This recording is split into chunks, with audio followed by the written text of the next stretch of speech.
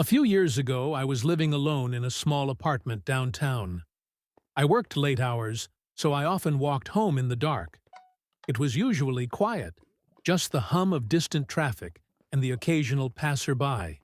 One night, as I turned down a side street, I noticed a man about half a block ahead. He was walking oddly, like he was drunk, his steps erratic and swaying.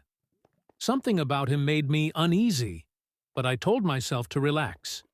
Maybe he'd just had a rough night. As I got closer, I realized he wasn't drunk. He was dancing. Not the casual head-bobbing kind of dance, but exaggerated jerky movements, like a puppet on strings.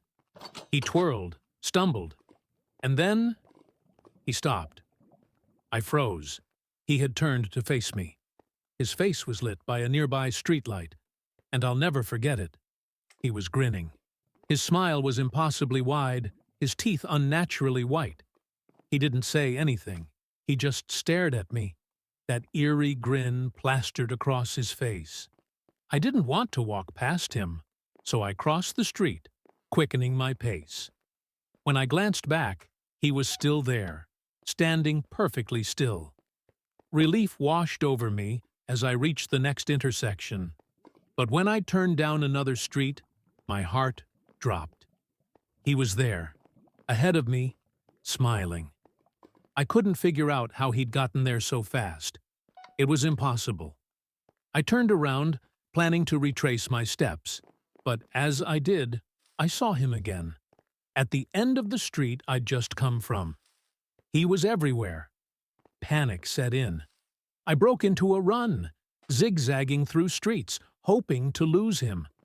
I dared to look over my shoulder, and there he was, still grinning, still dancing. When I finally reached my apartment, I fumbled with my keys, hands shaking.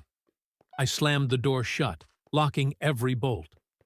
I peeked out the peephole, half expecting to see his grinning face, but the hallway was empty. That night, I didn't sleep. Every creak, every shadow seemed to mock me.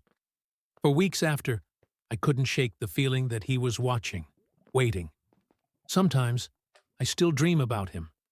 That grin, that impossibly wide smile, and the way he seemed to defy logic.